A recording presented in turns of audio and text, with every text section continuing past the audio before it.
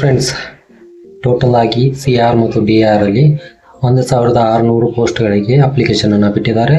ಇದರ ಸಂಪೂರ್ಣವಾದಂಥ ಮಾಹಿತಿ ಈ ವಿಡಿಯೋದಲ್ಲಿ. Friends, welcome to MJ Spark YouTube channel. ಇವಾಗ ತಾನೇ ಈ ವಿಡಿಯೋ ಏನಪ್ಪಾ ಅಂದ್ರೆ ಮೊನ್ನೆ ಸಿವಿಲ್ ಅಪ್ಲಿಕೇಶನ್ ಅಂದರೆ ಸಿವಿಲ್ ಪೊಲೀಸ್ ಕಾನ್ಸ್ಟೇಬಲ್ ಅಪ್ಲಿಕೇಶನ್ ಅನ್ನು ಬಿಟ್ಟಿದ್ರು.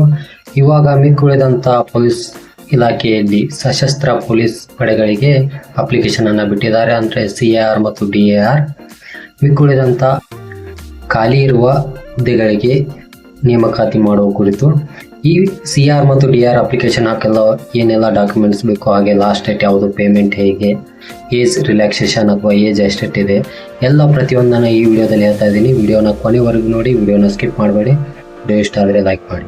ಸಶಸ್ತ್ರ ಪೊಲೀಸ್ ಕಾನ್ಸ್ಟೇಬಲ್ 1421 ಹುದ್ದೆಗಳಿಗೆ ಅಪ್ಲಿಕೇಶನ್ ಅನ್ನು ಬಿಟ್ಟಿದ್ದಾರೆ. RPC ಸೆಕ್ಷನ್ ಅಲ್ಲಿ ಟೋಟಲ್ ಆಗಿ 1421 ಪೋಸ್ಟ್ಗಳಿಗೆ ಅಪ್ಲಿಕೇಶನ್ ಅನ್ನು ಬಿಟ್ಟಿದ್ದಾರೆ.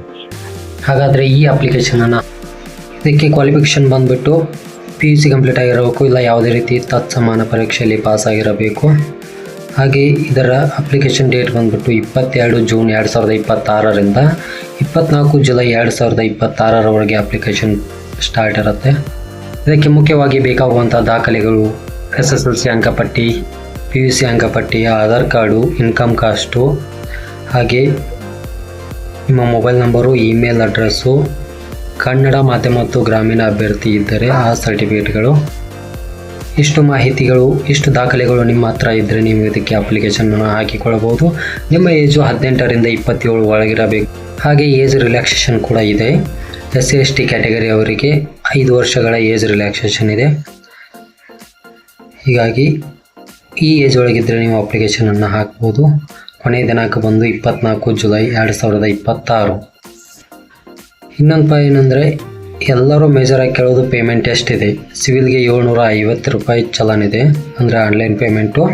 CR DRಗೂ ಕೂಡ 750 ರೂಪಾಯಿಗಳ ಚಲನ್ ಇದೆ, ಅಂದರೆ ಚಲನ್ ಅಂದರೆ ಆನ್ಲೈನ್ ಪೇಮೆಂಟ್ ಇದೆ. 750 ರೂಪಾಯಿ ಆನ್ಲೈನ್ ಪೇಮೆಂಟ್. ಇದು ಸಂಕ್ಷಿಪ್ತವಾದ ಮಾಹಿತಿಯನ್ನು ಕೊಡೋದಕ್ಕೆ ಮಾಡಿರೋ ವಿಡಿಯೋ ಅಷ್ಟೇ.